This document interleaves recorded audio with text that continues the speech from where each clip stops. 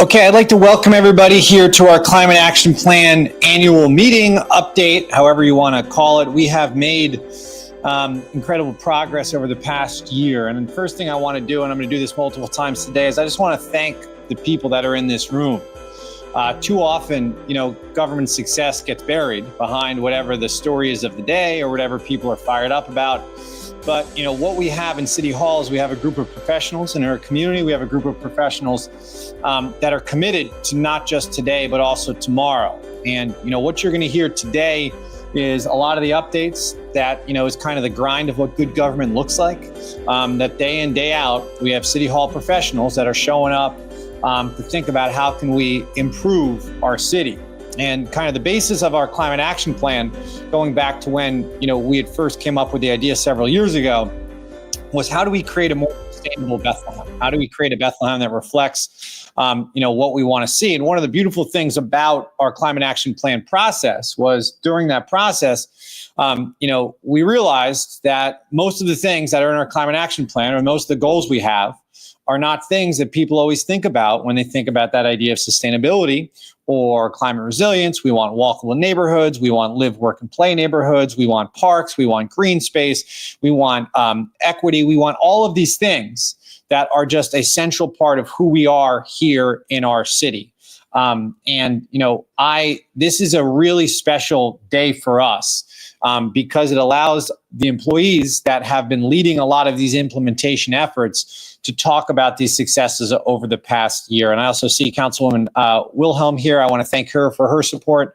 One of the great things that we have with, the members of City Council is that they want to be part of initiatives, that they view their role here as how can they lend a voice, how can they lend time, how can they view their role as being a part of a lot of these great things that City Hall employees are doing. And those aren't things that they need to do.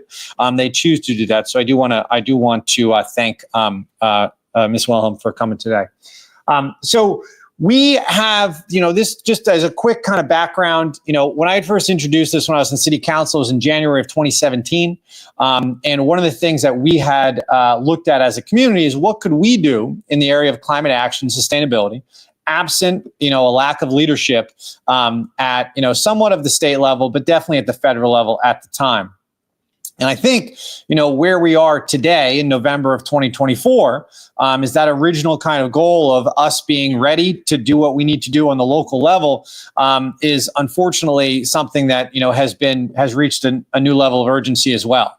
And the good news is that people are committed to that. I've been around, I guess I'm entering my 18th year between City Council and Mayor, and I've never seen an initiative that got as many people to want to be a part of it as our climate action plan process that we undertook in 2018 and 2019 and 2020. We had over 700 individuals attend those meetings because people in this community, no matter where you are, South Bethlehem, West Bethlehem, Center City, North Bethlehem, they care about this particular issue and they were willing to come and be a part of it. And as you can see here, we had set some internal targets, but the big thing that we did here was we came up with these different implementation committees, because when you're trying to create a climate action plan, obviously it can go in a lot of different directions and people have a lot of different questions about it. But there was already a lot of great work going on. And we created 9 implementation committees that I'm going to get to in a second. But I also want to thank all of these organizations and institutions here that have been a part of it. Our climate action plan has been successful because we've had enormous buy-in from the private sector. We've had enormous buy-in from institutions throughout the Lehigh Valley. You're not going to find a major institution that's in the city of Bethlehem that's not up there on that list.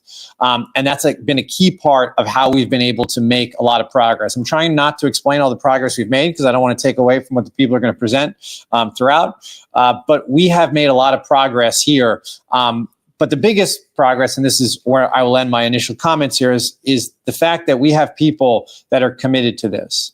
Our climate action plan effort going forward is going to be something that is going to have to be organic in what its mission is. But it is going to be able to count on the fact that we have so many people that want to be a part of it.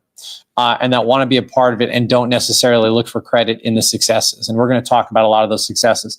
And the last thing I would say is we have WSP here, who has been our Bethlehem-based assistants here for over the last several years.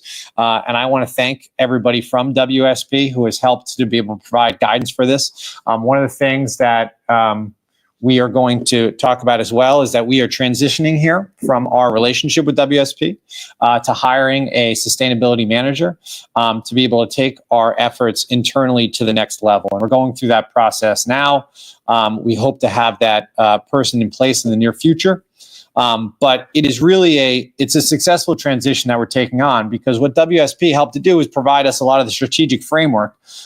We didn't need somebody to come in here and talk to Ms. Heller or talk to other people about, this is the data I need you to collect. They knew how to do that stuff. What we needed to do was be able to get to a point by which, when we were transferring those city funds from paying WSP to paying this one new employee, that they were going to be able to take the tasks in front of them to be able to make progress to the next level. And that's what they're going to be able to do. And, I just want to thank WSP for all your incredible work. They've gone above and beyond, Bethlehem residents, these guys, and they do it, and they've come to these meetings and they've been a part of it because they're passionate about it. It's their community. It is, and it is, it's been a situation where, I want to thank you, Jeff and Dan and Heather and everybody, for all of the work that you guys have done, because I know how important it is to you, and how important it is to Lehigh Valley. Bethlehem has really led the way in many ways as far as the climate action plan process, and some of the things you're seeing now in the regional level, Lehigh Valley Planning Commission and others. They really are using a lot of the work that we did and that WSP did to kind of lead the way. So I just, before I do anything else, I think we need to give everybody from WSP a big round of applause.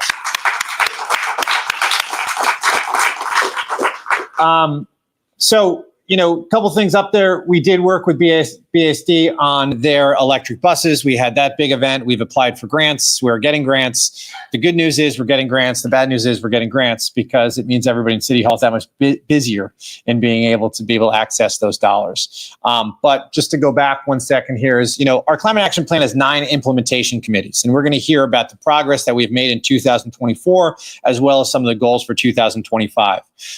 But, these are the city employees that come to work every day and that are committed to this work. And it's writing an email at 10 a.m. It's making a phone call. It's walking to a different floor to talk to somebody. It's, emailing back and forth. It's having a meeting. That's how you make progress in this area. And, we are going to hear from that. And I want to thank those city employees. And the first one that's going to kind of lead us off is going to be Sherry, who's going to talk about local food and waste.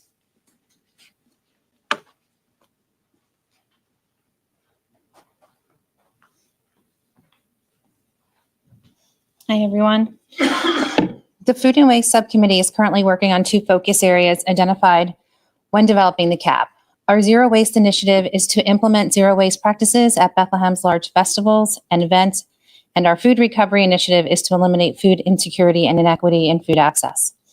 These initiatives dovetail nicely with the Health Bureau's Community Health Improvement Plan focus areas to reduce household hunger and decrease the prevalence of chronic diseases. Building on last year's accomplishments in the food recovery focus area, research was conducted on how other entities implemented a food recovery system. A mind map was created to determine types of foods that can be donated, where potential donated foods can be sourced from, and where potential foods can be sourced to. Logistics regarding labeling and safe handling and transportation of foods have been created in compliance with the FDA Food Code. The draft process is currently being created along with necessary draft agreements to be reviewed with the subcommittee in the upcoming months, and hopefully look forward to piloting a food recovery model mid-2025. The last year, 3 community gardens were created and 7 garden plots were rented. This year, 12 garden plots were rented. Funding was provided for a community garden at a local business, and 2 gardens were created at the Boys and Girls Club. Updates in the zero waste focus area include at least 1 large festival provided recycling containers at their event. Our subcommittee is working with EIC to reduce the use of non-biodegradable plastics and substitute them with a more eco-friendly product. We plan to work with event organizers to discuss the potential of allowing reusable beverage containers. And lastly, research is being conducted on community composting, and our subcommittee is working through the many logistics on how to potentially move this forward. Thank you.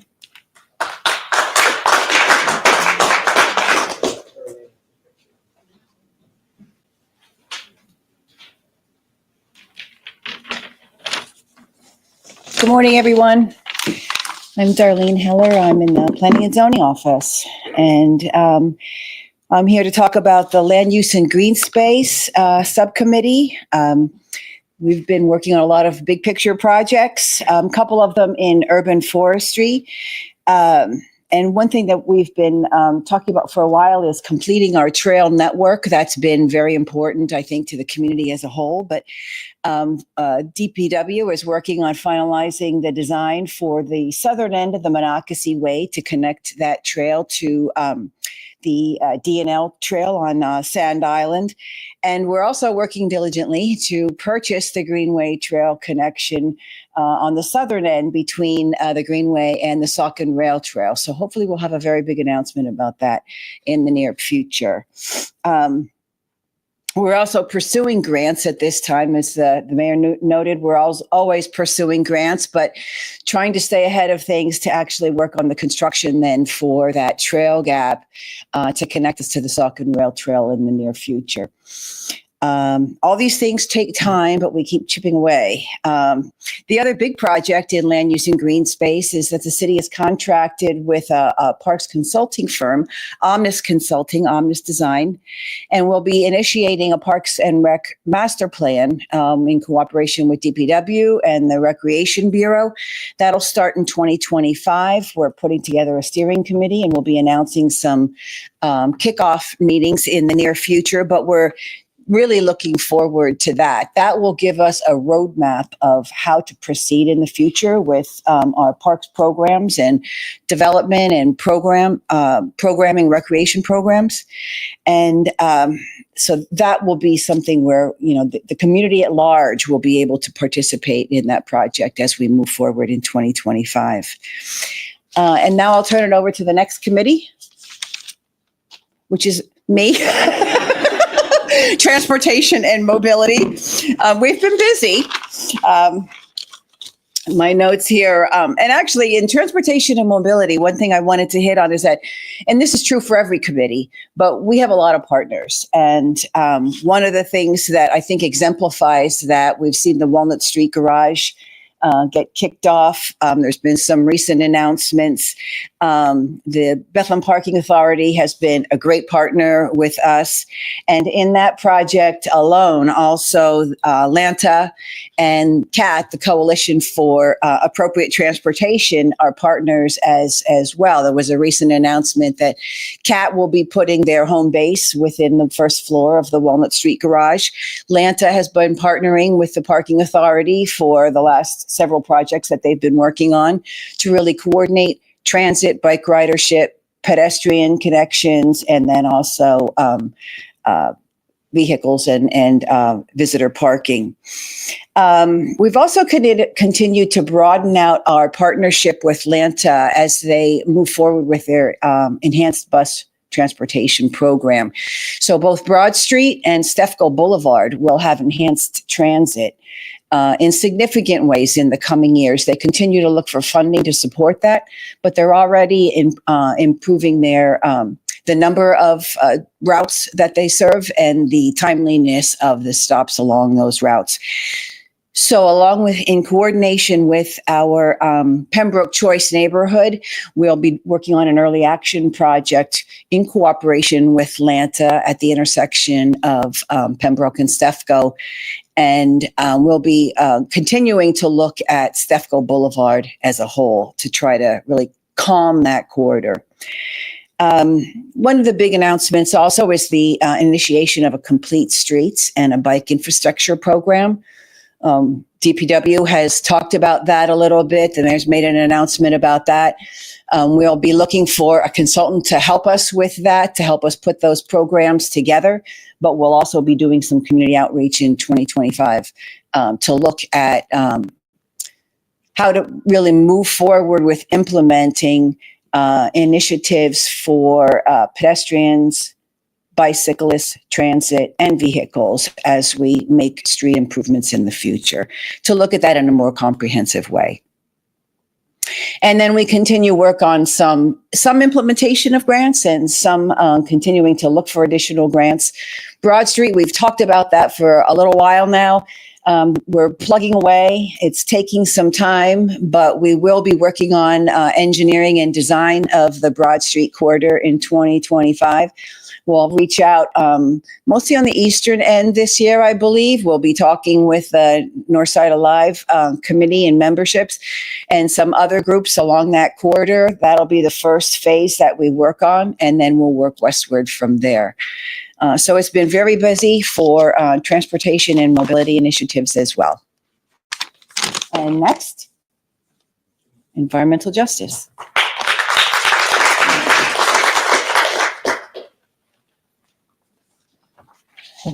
Thanks, Darlene. Janine Santoro, Director of Equity and Inclusion for the City of Bethlehem, and currently leading the Environmental Justice Steering Committee for our Climate Action Plan. Our environmental justice accomplishments for 2024 were truly a combination of city-led work, partnerships with our educational institutions, and community partners. And some of the work of the councils and committees like the EAC, Community Actions Public and Green Space Committee, and more. And in this room, I see about like 75% of the room is filled with these folks. So thank you so much for the work you've been doing. In 2024, in the area of community green space, city departments and community partners continued to maintain public green spaces, like Bethlehem Backyards for Wildlife. I think EAC presented on this the last city council meeting, but Bethlehem Backyards for Wildlife maintained the native plant demonstration gardens, which you can find in the meadow on the Southside Greenway, at the Hoover Mason Trestle, at the Steel Stacks, the Pollinator Garden, at the Rose Garden on the west side, and native perennial plantings at Madison Park on the south side. And we also give thanks to Public Works, the Recreation Bureau, and grounds maintenance for a number of park improvements that we've seen in 2024. There's quite a few. We'll start with Madison Park, which now has adaptive ADA compliant swings and a community message board thanks to a Better Blocks grant, which came from the Health Bureau. Northdale Park, where we have a new swing set containing adaptive ADA compliant swings provided by Public Works capital funds, and in Saucon Park, which was a big project, thanks to a PADCD grant, which was initiated by Representative Steve Samuelson.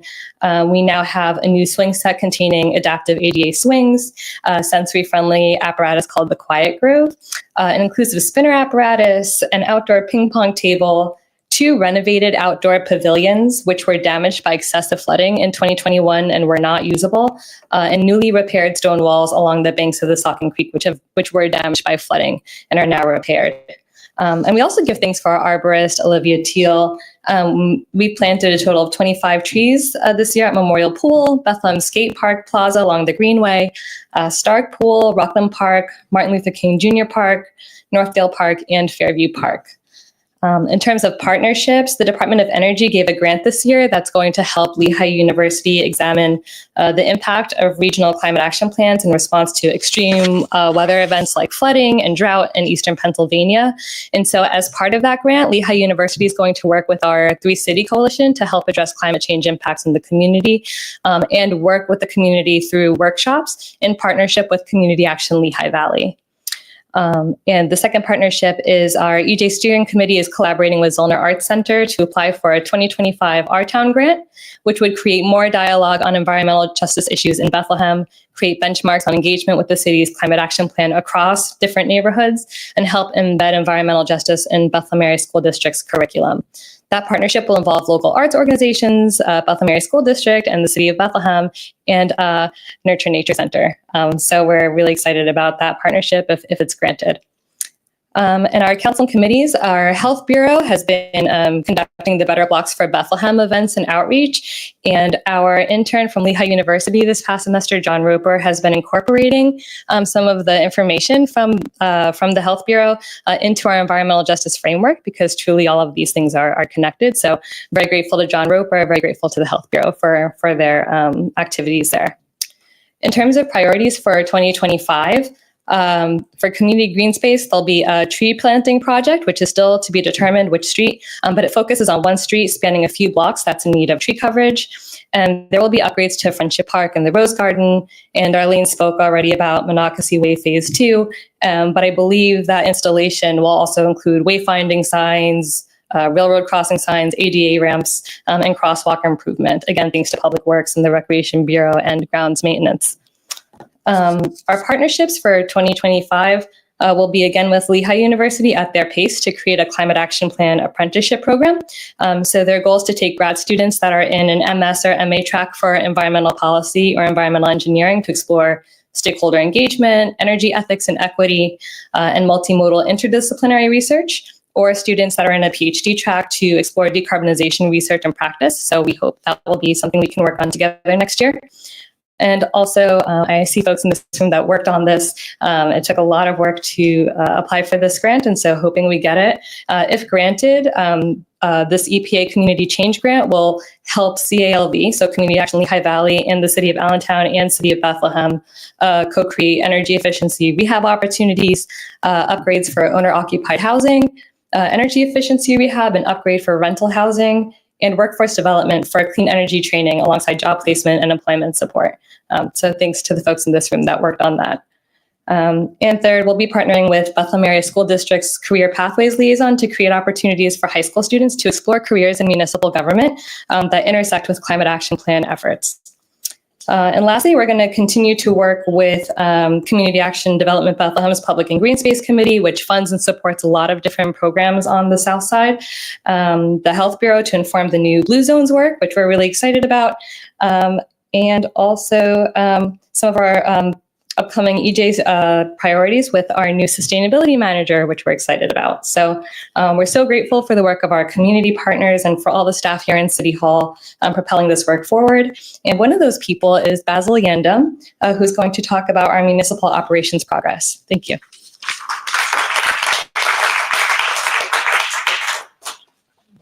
Good morning, everybody.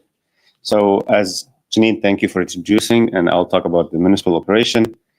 As Mayor Reynolds already said, that we are hiring a sustainability manager who will be joining us soon, hopefully, and it will be under working with the engineering bureau. We'll definitely work with the individual to put them up to speed as quick as possible and start integrating into the CAP committees. And the other things that we have been working on a developed plan for updating our municipal operation, the GHG inventory. We continue to do that for 2024, and we do that for 2025. Talking about energy, we continue to purchase the 100% renewable electricity and renewable natural gas for the city consumption. We are working on investing in energy efficiency project. Some of these projects for 2025 will be a high efficiency chiller and boilers. These are already being processed. They will be installed in the spring of 2025. As for our fleet, also we continue pursuing our fleet electrification. We currently have around 20 vehicles between hybrid and electric. We are adding 6 more by the end of 2024 and 2025. Currently, we have 13 charger stations at City Hall, and we are looking into adding a fast charging at the Stefco municipal building. We are working with partners into, I went back to energy.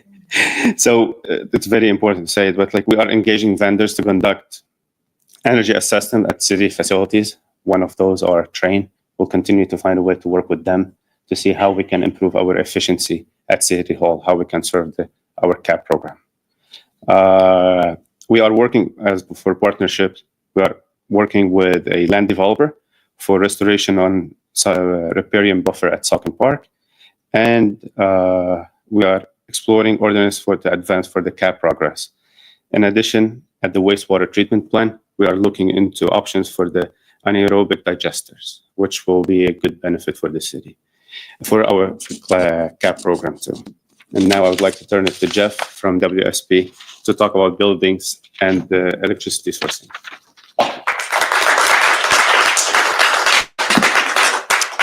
Thank you, Basil. Thank you, Mr. Mayor, for the kind words. It's been an honor to support the city with the Climate Action Plan over the last 4 years. So buildings are a major source of the city's greenhouse gas emissions. They represent more than 70% of community-wide greenhouse gas emissions. And so energy efficiency is one of the key strategies that we have and can pursue to reduce those emissions. Energy efficiency can save consumers money it can create jobs, and it can also reduce emissions very quickly. So one of the things that the committee is most proud of over the last year is applying for and winning the Energy Efficiency and Conservation Block Grant from the U.S. Department of Energy. That's a $135,000 grant that will go towards technical assessment and equipment rebate vouchers, supporting on-site solar assessments, as well as energy efficiency upgrades focused on environmental justice and low to moderate income communities. Additionally, the committee is working on distributing information about existing energy efficiency programs, such as those through PPL Electric and weatherization programs, federal tax credits, and working through the Bethlehem Climate Challenge that you'll hear about in a few slides to distribute those to Bethlehem residents and businesses. Additionally, we continue to work with partners such as Community Action Lehigh Valley to support those existing programs, such as the federal weatherization program.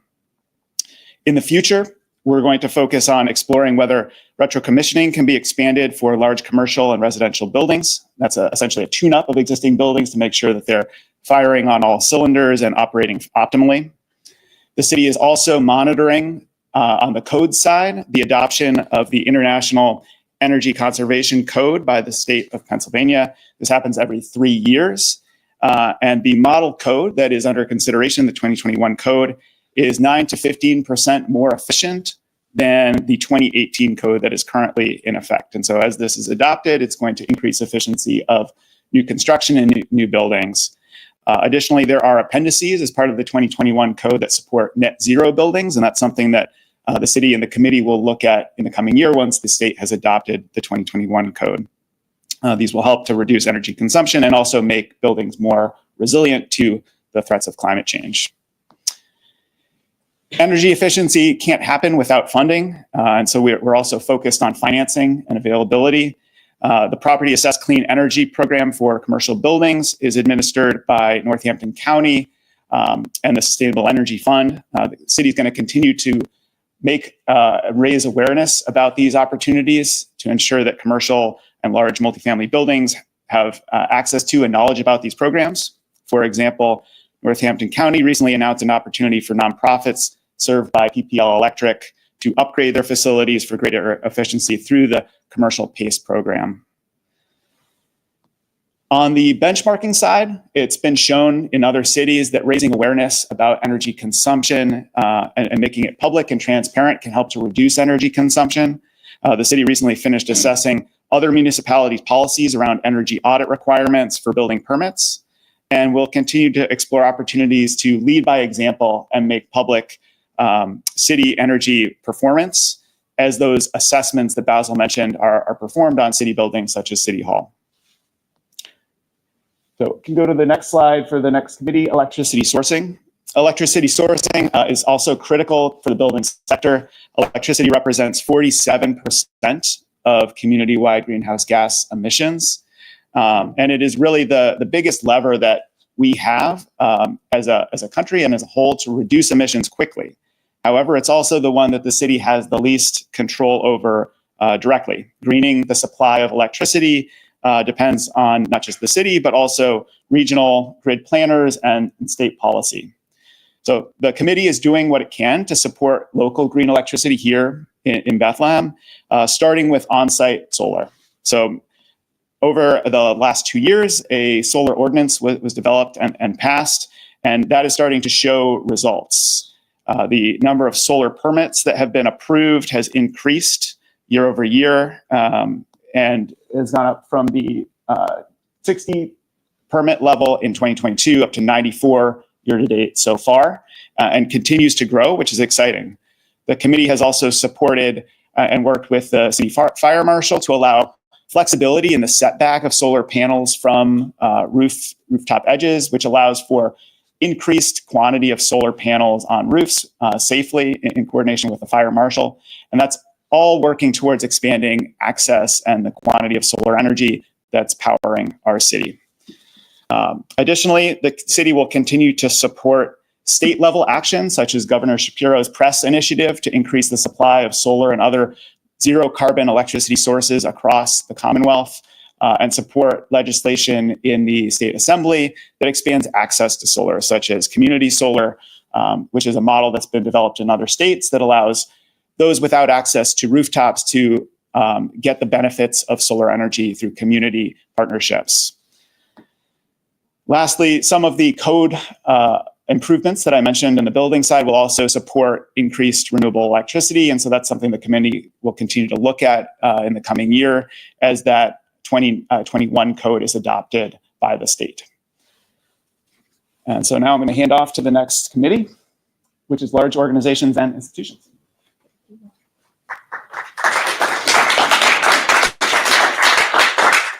Good morning, everyone. My name is Angie Stein. I'm the Director of Mayor's Initiatives for the City of Bethlehem. Also lead up a few of our implementation committees here for our Climate Action Plan. So first one is large organizations and institutions. This year, our progress has been the continued development of a Lehigh Valley Green Ribbon Commission, making more progress on that and hosting regular meetings with our mayors in Bethlehem and Easton. So we have been meeting monthly for our 3-city coalition, which climate action is one of the pillars that we talk about every month.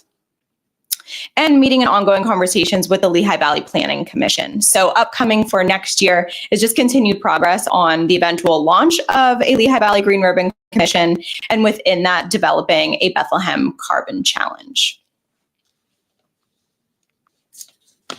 Okay, our Public Engagement Implementation Committee. Want to thank everyone who's a part of that committee that's here today. That committee helps plan events like this, where we're able to communicate out to the public and keep you all updated on what we do here in City Hall. So we have made continued progress on the promotion of our Climate Challenge. We have continued engagement with the existing participants of the Climate Challenge. So emailing out newsletters, opportunities to check off things on that Climate Challenge, and social media campaigns. Distribution of yard signs for the Climate Challenge. You might have seen them around your neighborhood, where we're encouraging neighbors to sign up via the QR code on that yard sign and get more people to join the challenge. And we have 125 participants to date for that Climate Challenge, and we're going to hear a little bit more about that in a few minutes. And our CAP communications plan continued implementation for our educational campaigns. So our goal is in the next year to be working on more education campaigns to reduce inequity and increase opportunities for Bethlehem's most vulnerable communities. So partnering with environmental justice and the Bethlehem Area School District on collaborative climate initiatives, events, and information sharing. So that'll be our biggest goal moving into the next year for our educational campaigns. For the Climate Challenge for next year, we would like to work on a recognition program and a funding mechanism for the Climate Challenge. And we are looking forward to bringing on our sustainability manager, who will be really important to all of that progress. So once we have them onboarded, get to hear their ideas and best ways to move forward with working with the community and developing those next 2 parts of the Climate Challenge will be imperative. And partnered promotion with our Bethlehem's EAC, so our Environmental Advisory Council. We work with them in the beginning of every year, and we set up a schedule for each of these implementation committees to show up at their monthly meeting and make a report. So this isn't the only time of the year that you get to hear an update. If you are interested in how our progress is going, definitely reach out to our EAC. You have access to join in on those meetings and get updates throughout the year on the ongoing progress. So thank you to our friends at the EAC for all of their hard work and for letting us come to your meetings and report regularly. With that, want to talk a little bit more about our Climate Challenge champions. So on our website, webuild.bethlehem-pa.gov. That's where you'll find the Climate Challenge. And on our website there, we have listed our Climate Challenge champions. Here are all of our champions to date, so 125 of our community members. If we could have a round of applause for everybody.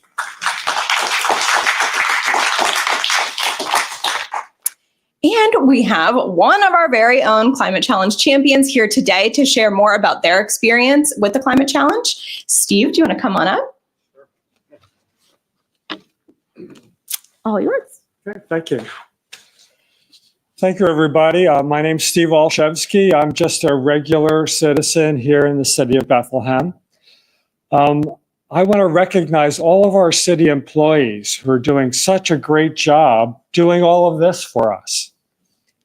But to make all of this happen for our children, for our grandchildren, is going to require more than just our city employees working for us. It's going to require some work from every one of us in this room. That's why I think this climate challenge is such a great idea. It gives people like me, just individual contributors, individual regular citizens, an opportunity to say, hey, I can pitch in a little bit and I can do some of this work too. So here's a couple of things that I signed up for and what I've done. First of all, research home electrification. So I was a big proponent of this 15 years ago. I converted from oil heat to a heat pump, and I still think that's a great way to go. Since I did that a long time ago, I started working with my church to help them convert from gas heat to heat pumps.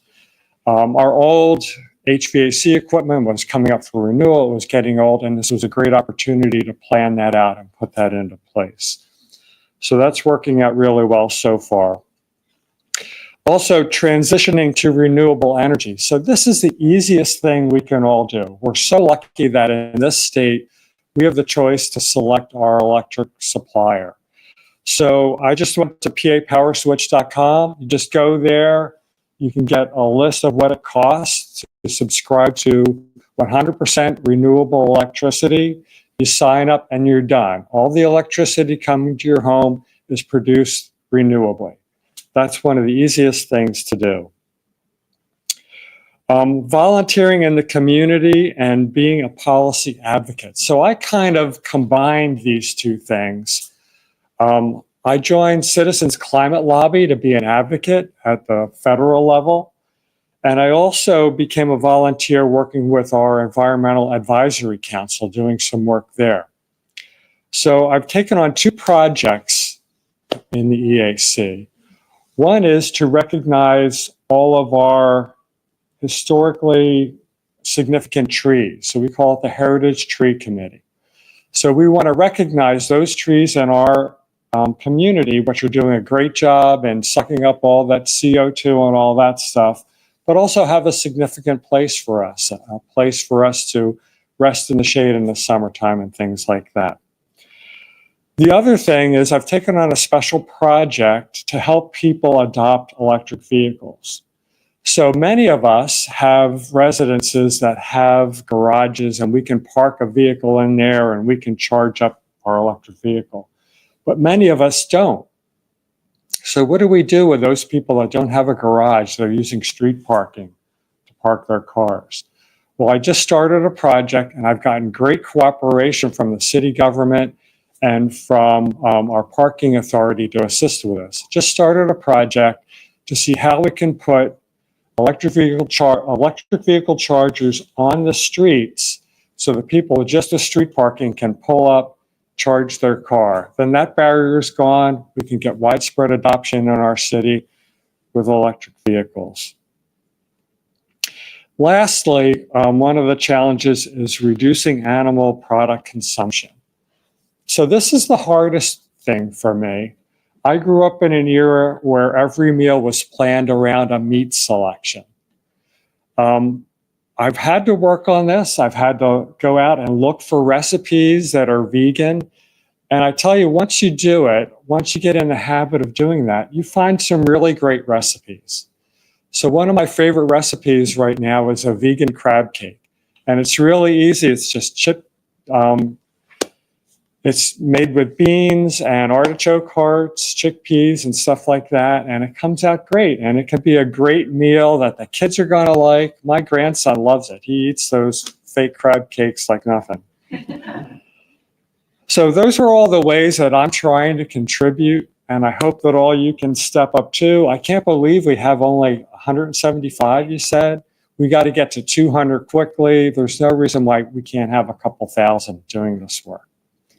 So that's the end of my presentation. I'd like to turn it over to the Honorable Mayor J. William Reynolds now to close.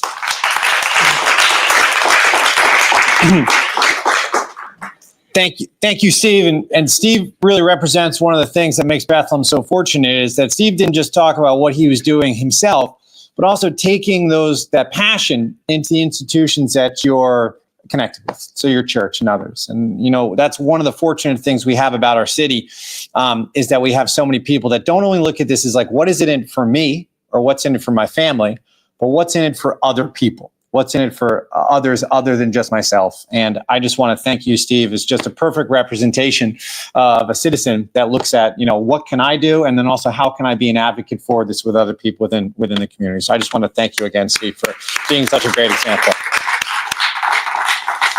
We are building up that climate challenge. This is voluntary. As Steve said, there's a bunch of different things that you can do that are voluntary, that shows that you're doing your part. So if you're able to ask any of your friends, if you're able to talk to anybody, to be able to join the challenge today, we've set a goal here, as you see up there. The 200th person to sign up is going to receive the opportunity to help us break ground on the last portion of the Greenway. So you're gonna have to share that shovel, Darlene, when we're moving there. But it's you know, that's going to be a special project. And, you know, we've talked a lot about that at City Council. As, you know, we move forward, Ms. Heller, Ms. Collins, and, you know, everybody with engineering has been working to be able to finish this last part of the Greenway. And, you know, the Greenway is a good transition. I just want to talk about a couple of things here before we end. Is, you know, Darlene talked about two things that truly have an opportunity to be transformative for the city, and that's our citywide bike plan and our complete streets plan. And both of those are funded out of the infrastructure bill that was passed at the federal level, with the money that we got to be able to redo West Broad Street. But what that's going to be able to do is it's going to be able to help us reduce how many cars we have on the road, increase the safety for pedestrians and bikers, whether or not they're walking to school, whether or not they're getting around from place to place. I think Mr. Alcohol's back there. He talked on Monday at the budget hearing about how many streets we are paving. We've paved more streets in the last couple of years than I think we have in generations. But the challenge is that we have about 750 lane miles of streets in the city of Bethlehem. And at this level of increased investment that we've been able to do, we've been taking, like last year and this year coming up, we're going to be able to do about 25 lane miles. But the challenge is that most streets need to be repaved at the current rate of usage at like 18 to 20, 22 years, somewhere around there, right, Mike? But even if you're doing this increased level of street paving, and even though we're doing it in-house, we aren't going to be able to, even at that rate we're doing, that would still take us 30 some years to be able to repave every street in the city of Bethlehem. So it's simple math. It's a simple equation. You can't do that. So we need to find ways to be able to reduce how many times people are taking their cars. Some of that is education. Some of that's like, I don't need to go to CVS for one trip when I can go to CVS and then I can go to Wegmans, then I can go to pick up my dry cleaning. And there's some of it's education about how we get around, but also some of it's how do we create safer streets? And that idea of complete streets is that we're building streets, as we like to say, that aren't just for cars, but they're for people too. Because streets are for people. They are for people. They were for people. People talk a long time about like who's here first. I'm pretty sure people were on streets before cars were. So we are building streets that are going to be safe for pedestrians and safe for bikers. And this was not something that we were able to do 10, 20, 30, 40, 50 years ago. Just to give a little perspective, for a long time, the city was thinking, how do we recover from the closing of Bethlehem Steel? How do we make sure that we're paying all of our employees? How do we make sure we're keeping our promises? It's why you see our parks that not all of them look like Fairview Park. Not all of them look like the Greenway. Not all of them look like Monocacy Park, because we have not been able to invest in them in a systemic way that we are now able to because of the economic revitalization of the city and the fact that not only is there private investment going on outside of the city or outside of City Hall, but also there are city employees every day that are working to find ways to save money. And because of that, we're going to be able to transform the way that people get around our city. And that's a really, really exciting thing. And throughout 2025, as we take a look at that Parks Master Plan, because as we said, we have some real type A plus parks amenities right now. You look at Memorial Pool, you look at, as I said, Fairview Park, you look at what we did with the Rose Garden, what we've done with the Greenway. Friendship Park's going to be $1.4 million. It's going to be a destination park for people throughout the city. People have that expectation now. Why can't we do that in other places? And their answer is we can. but we got to plan for it. One of the greatest things about the Climate Action Plan is it's been able to help us leverage all of these other grant sources. It helps us acquire the Greenway. It helps us acquire the money for West Broad Street. All of these grants, one of the first things that we do when we put those grants together is you're attached in that Climate Action Plan, because it shows people at the state and federal level and in the private sector that we are serious about this. So all of this work does not go in vain, because what it does is helps to leverage more money for us, and it helps to be able to leverage more opportunities for us. And those two, the Complete Streets and the Bike Master Plan, really have the potential to transform the way people move around our city. Now, last thing I want to just talk about quickly, and I think, Angie, are we, Mr. Alcohol's here, and, we've talked a lot over the past couple of years about the Climate Action Plan, but, and obviously I talk a lot about all the wonderful things Ms. Heller has done as well. But Mr. Alcohol is at the center of a story that I think is good to end with, because when we talk about sustainability, we are not just talking about things that make us healthier or makes our city healthier. It also are things that help us to save money. There is a financial benefit, and there's a lot of studies out there, and I'm not going to go into them, but WSB and other people could talk to you about what are the financial impacts of climate change. What are the financial impacts of what's going on right now with the use of our fossil fuels and things like that? What Mr. Alcohol did, I guess about 16 years ago, we went into this process of how do we, this is going to test my ability to talk and turn around, is our streetlights. We didn't used to own our streetlights. So back well before I was mayor, I think Mr. Alcohol probably started thinking about this even before I was on city council. We thought, how much electricity are we paying to PP&L for streetlights that we don't own? And is there a way that we can take some steps over a long period of time that's going to both save us energy and save us money, that is going to be sustainable revenue coming in that we can then use to pay for other things throughout the city operation? And when we save money, when Mr. Alcohol saves $500,000 or $1 million, that's not just a benefit for public works, that's benefit for everything we do, for paying our police officers, for paying our firefighters, for paying our paramedics. So the idea that any department around here can save money is a benefit to everybody. So in 2009, we acquired all of our streetlights from PP&L. We took out a 20-year bond to be able to buy those streetlights. Now, oftentimes when people see that, and people have listened, ad nauseum to me talk about us paying off our debt, it's always weird to me that people are much more excited complaining about government having debt than when government pays it off. There's not quite the same celebration. I'm not sure why. But when the city decided to borrow money 15 years ago to buy the streetlights, you could very easily, if you want to just kind of like sum it up into one sentence, like city borrows more money. But if that's the only part of the story that you're reading or you're listening to, you don't understand why we did it. We borrowed that money to be able to buy our streetlights because Mr. Alcohol and his staff and the administration at the time had come up with what this equation was going to mean for how much money we were going to save immediately and 10, 15, 20 years down the road.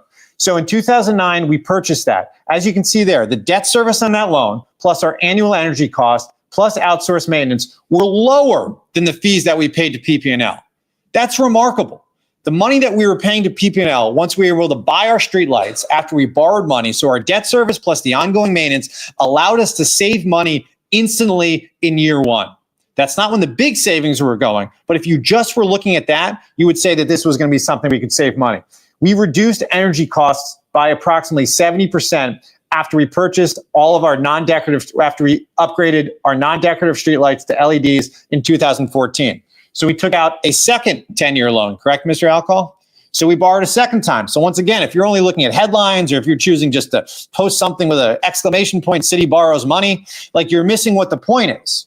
And what the point is that we were able to leverage those funds to be able to save even more money. So not only did we reduce our energy costs by approximately 70%, we were able to reduce those energy costs. We were also able to then, as you see here, when that money ran out, when that bond was paid off in 2024, 15 years later. Now, Mr. Alcohol, I know you can't go back in time and you can't say, what is Mr. Alcohol going to be doing in 2009 to say, where are you going to be 15 years from now? Maybe you thought you were going to be in this room. You probably did, but you didn't. But you're talking about multiple administrations. You're talking about multiple elections. You're talking about changes in Mr. Alcohol's family. Well, who knows what's going on? But he decided to stay here. But when he made those decisions, he didn't just think this was a good idea that I'm going to get credit for in 2010. And he doesn't like it when I tell these stories, but then this was a benefit that we were going to see in 15 years. You don't have people too often that are thinking about, how am I going to do something positive for the community 15 years from now, by which somebody in the future, and I don't even know if we knew each other at the time, is going to tell the story in a way that's going to be a positive.